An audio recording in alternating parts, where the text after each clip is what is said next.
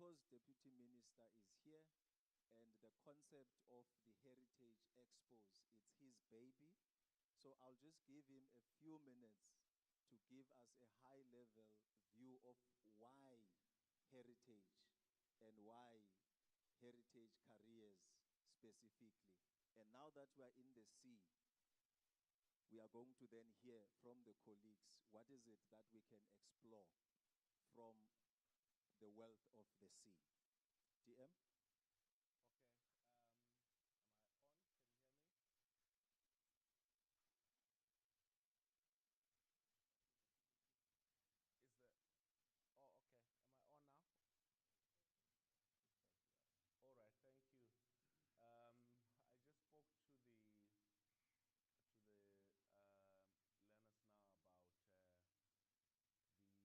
just spoke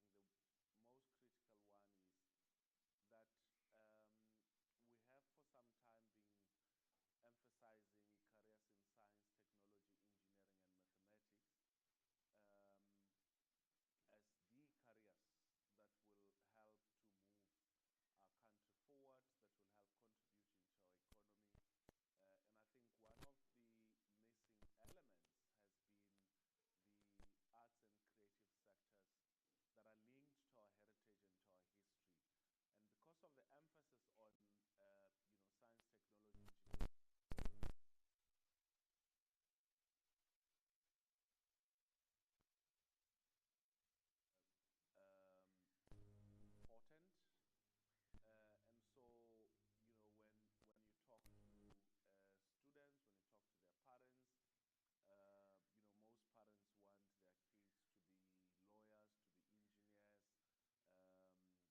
And because of the emphasis on science, technology, engineering, important. And so, when you talk to students, when you talk to their parents, most parents want their kids to be lawyers, to be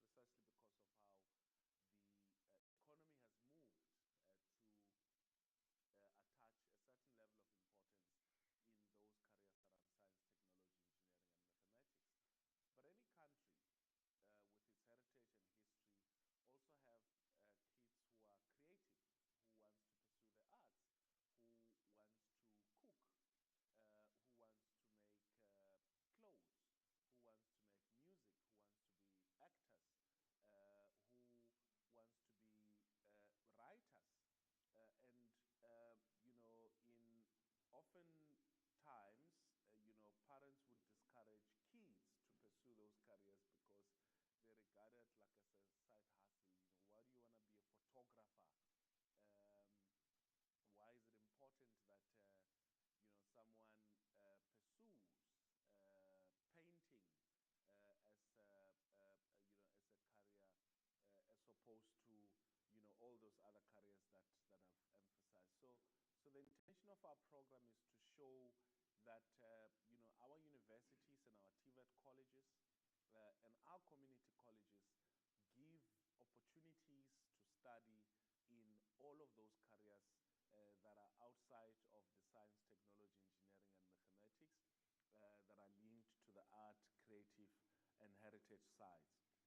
If you think China, as an example, you've got Chinese food, Chinese culture, Chinese philosophy. All of those is precisely because there was an emphasis on, helping to cultivate the intellectual, historical, and heritage aspects of that particular society. And if you think of any country in the world, there is some heritage that is linked, to that particular country in one way or another. It is because its people are there to advance, that heritage. But not only that, not only can you contribute into your heritage by pursuing careers in the arts and creative sector, you can also pursue it by even pursuing the careers in science, technology, engineering, and mathematics.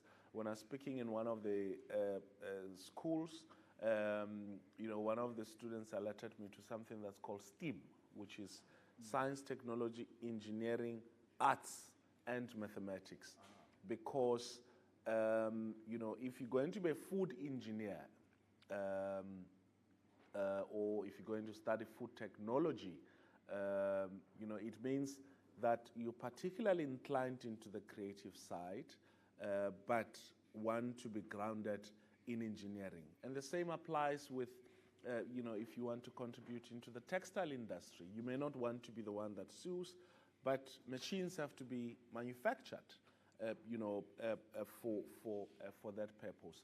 So it's basically a mix of your traditional STEM careers, but which can have a contribution, towards the art. Now, finally, he's in transport and he's a marketer and he's worried that I'm not talking about what's happening in the transport industry. Now, so transport, because it involves mobility, therefore, art and creativity can be used, through transport as a medium, communications in that sector. I know that there's a lot of communicators who've invested their resources into sending out messages through public transport, especially. But entrepreneurs have also taken advantage of the transport sector to ferry people from, heritage sites, which I think, is quite crucial. If you go anywhere in some of the townships, you've got people who are running tour companies, putting people from one place to another, and that's part of the niche that we need to be thinking about if we want to, or if we're thinking about how we can contribute into our own heritage. But I'm sure those who are here will also talk to us more about the kind of careers that are available that are linked to our heritage, which some of you can pursue once you're done with your grade 12. Thank you. Thank you so much. Thank you so much, DM. Please connect me. Thank you so much. Now, DM has given us the aerial view of the concept itself. Dr. Wandile, heritage into the sea. How do we interface heritage to, careers at sea? Yeah, thank you very much. I think the first thing that we need to acknowledge is the following. There's really no nation that I think can celebrate its nationhood without acknowledging, where it comes from. And one of the most important things, I think the DM has mentioned an important point to say that how do we then begin to acknowledge that kind of rootedness in who we are as a people? And when it comes to issues of heritage, the intersection between heritage and the sea, I would mention one, I think, example. I'm an artist, right? I have a background in art. I also work in heritage, and I'm also a sociologist. So where I operate at the moment as a museologist, we have colleagues there who do marine archaeology. Now I'm going to tell you the significance of just one example. Between Robben Island and the mainland, there's a lot of history that is hidden in the sea. And those colleagues who do marine archaeology, that's where they find those hidden histories that are connecting us to who we are as a people. They're connecting us to the stories of those who came before us. They're connecting us to the shipwrecks that actually, shipwrecked between this continent and the rest of the world. And that's where we begin to uncover some of the histories that are hidden. Now, for a young person who comes, for example, from a place where he or she may or they may not know about this, I think it's very important to also acknowledge the fact that some of these spaces, you don't actually, for example, marine archaeology, there's not a lot of diversity in that aspect, in that field of science. And I think that's where we need to begin to, encourage young people to explore those spaces, because you don't find a lot of diversity there. And even when it comes to museologists, I operate as a museologist. I had to go to the UK to study museum studies. There was no course in South Africa that could offer museum studies at the time. So I had to get a scholarship, a Chevening scholarship to go and study. Then I came back with that knowledge, with that information. And today, I think that's one of the gaps, the lacunas that are actually there in the space. So when we connect heritage and the seas, we begin to see a lot of varieties of opportunities, career paths that are available for young people. We have marine biologists, people who go and identify specimens. And these are fields where scientists go and they can tell us more about where we come from just by studying those specimens, just by studying those finds or findings, things that they find either in the sea or beneath the sea, or they find shipwrecks that are basically shipwrecked along the coastlines. So I think there are many of these opportunities that I would encourage young people to venture into, because heritage itself, it tells us about who we are, and there's no nation that can project its future without knowing where it comes from. And you cannot know where you're going if you don't know where you come from. And the chances are you will never know where you are if you don't know where you come from. So these three epochs are very important in how we understand us as a people. Thank you very much. Thank you so much, Dr. Wandile. Right now, we're just going to tap into the different opportunities that are found at sea. Can I start with you, Lucinda? Opportunities within the fishing industry, the space that you are operating in, whether it's food processing, but then let me allow you to unpack that for us. Just 1 minute, 30 seconds, I'm going to time you. No problem. Thank you.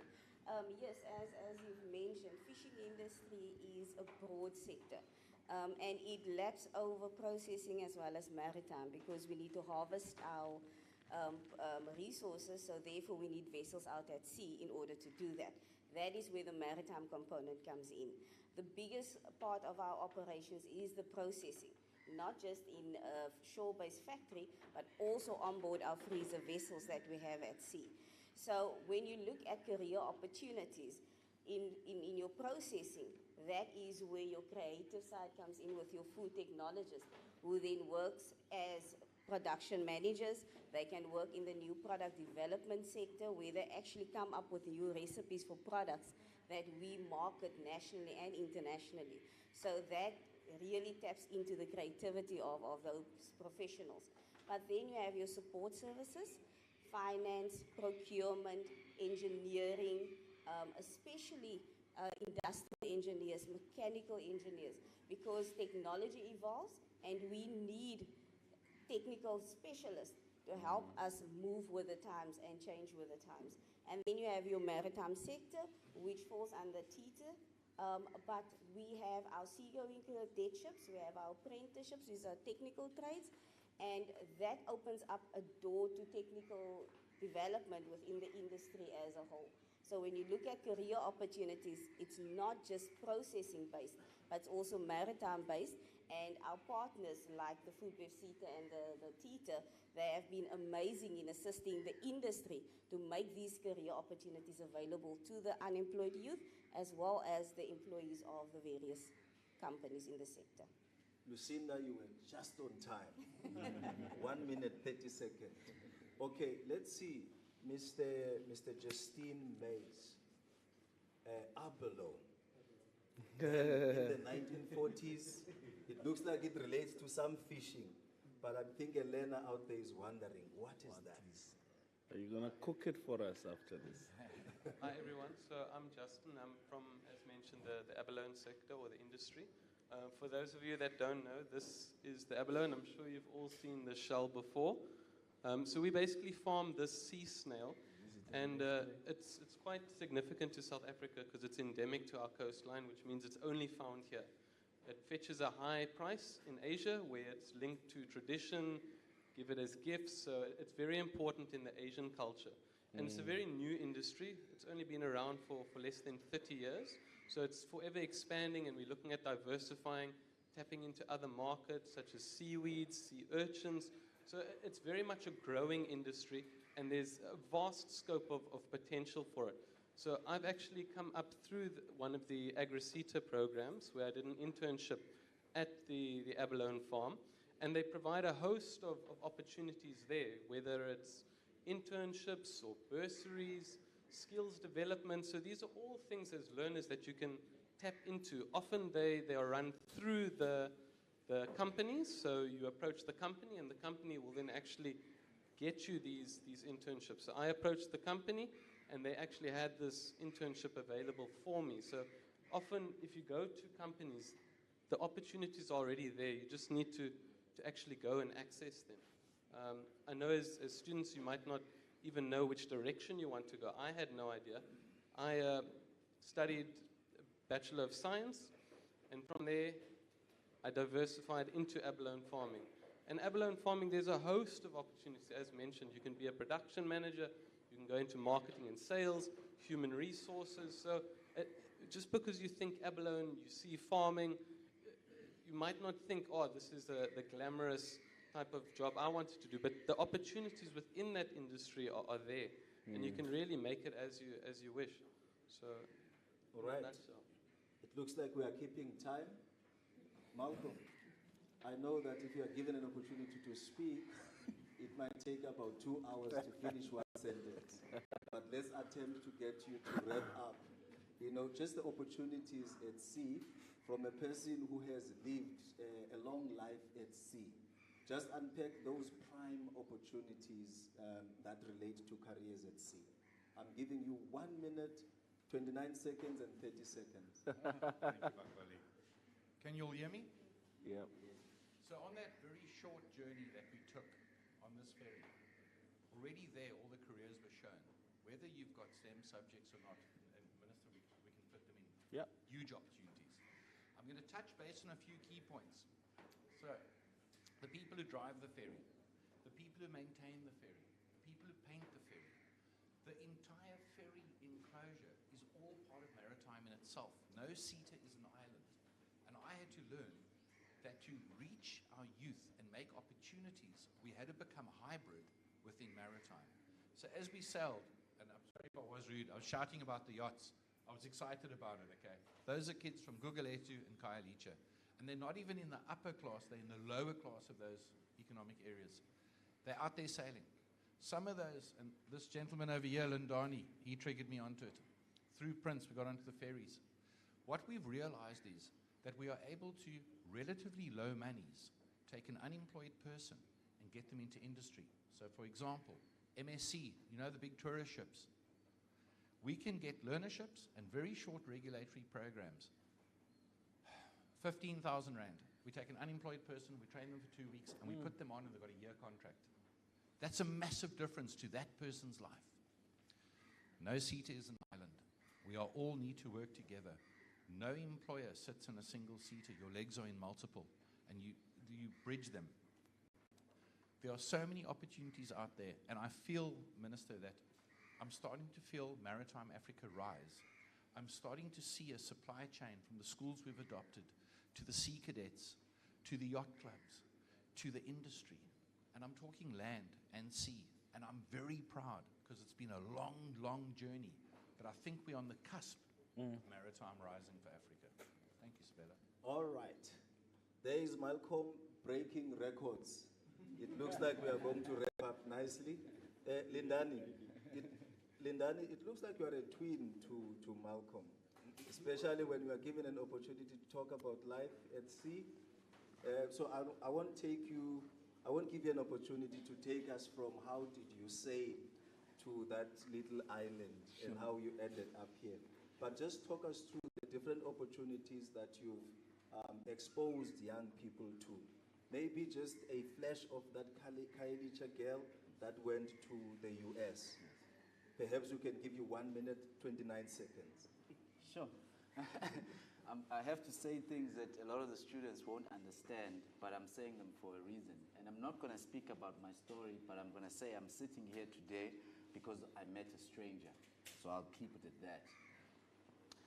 I'm going to say Cape Town, South Africa, is the second biggest boat builder of catamarans in the world. In the world. We have an industry that's growing at 18%. Our industry was growing during lockdown. That's how well we're doing. Find out what I'm talking about. To the young people at the back, find out what I'm talking about. 2, we had a program that we did with Malcolm. It was sailing. This is what I believe, to keep it simple. All the careers that we talk about in maritime that we want to do. Black kids, kids of color, are not going to find those careers or have curiosity in those careers if they have no contact with the water. That's where we need to start. We need to have contact with the water, whatever contact that might be. And I'm sick and tired of the story of that black people can't swim. I've been around the world. They swim very well. In Bermuda, in Ivory Coast, they swim very well. It's about exposure. So let's do that. Let's just start there. Let's just take them to the water. Sailing is there. We've got yacht clubs. There's 70 of them around the country. They are in, some of them are in next to rural communities. So let's just get that right before we talk about anything else. Let's get these kids on the water, on rivers, comfortable on the water. Not afraid of it, knowing what's happening, sailing from here. Some of these kids who live here in the Western Cape, they should be able to sail from Cape Town around this island back there. No So problem. you're a sailor? I'm a sailor. Okay. Yeah, and we've got kids that we've taken through the program, 100 of them. Some of them are actually doing in 2023, they are going from Cape Town, Royal Cape Yacht Club over there, and they're going to Rio de Janeiro. This is happening. So that's all I'll say. Okay. Wonderful. Thank you. It looks like we are on time, but now before we exit, Prince Williams, you've taken us from waterfront. Now we are here. And I just want to know, this is the heritage, a World Heritage Site, but there are careers at sea, but even beyond that. Can you just break it down for us? I'm giving you 1 minute in bold. Okay, so hi everyone. I would say we are here now, Robben Island, situated in a location where you need means of transportation to get here. And fortunately, the transport you need is a ferry, which comes up from the maritime industry. So I'll just give you a brief background, where I also come from a high school, which is historically disadvantaged, in a location called Nyanga. And I didn't know anything about maritime until I went to a career exhibition at CPUT. And I want to tell you guys that all you need to make it up to where I'm seated right now, it all started by having mathematics and science and English to make it to CPUT criteria. And then after that, you get your national diploma in maritime affairs. I went as far as attaining a deck officer COC. So I'm a deck officer on a foreign going ship. And I sailed on Robben Island ferries as a master for 5 years, for which it's something that you can do as well after your CPUT education. And after that, I went to Sweden. That's where I've attained my master's degree in maritime affairs, specifically in port operation and shipping management through TITA, of course. Thank you, guys. And today I'm sitting here telling a story to you. I was like you the other day, a few years ago, coming from a historically disadvantaged high school, and I've made it. So you can also do it. That's what I want to say. There's opportunities of training, education and development. There's cadetship, which is a training program that we're running in my department. It's made available to all.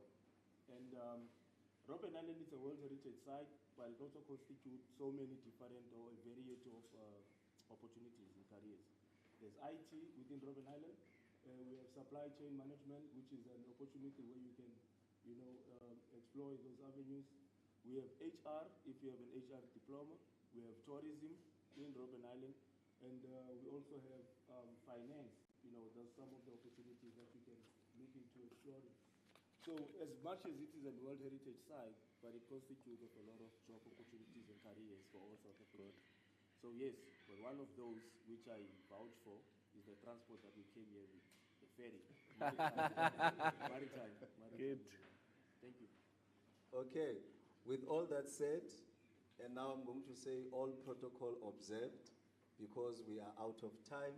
Then we are just going to allow DM to wrap up in about 2 minutes. I know that you Okay. can't give Deputy Minister a time slot, but I'm No, breaking the law. yeah, I want to use that time maybe just to get 2 questions, or even if it's a statement from 2 of the students.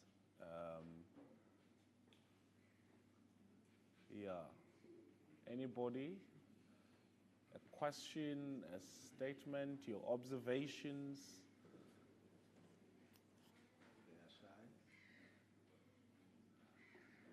I'm sure there is. Yeah?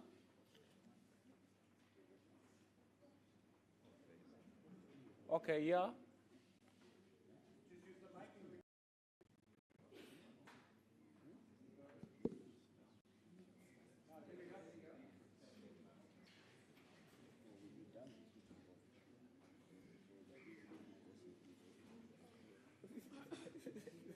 Yep.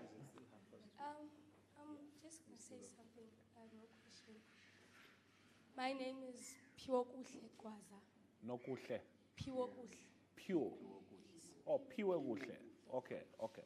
I would like to say, to take this time and say thank you very much for this opportunity, and thank you for having us to listen to what you just said, and we'll surely take it into consideration and use your words and all the advices.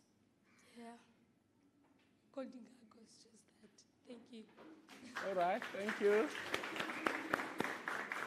Okay. Okay, pure. Anybody else? Are we? There's a. You want to say something?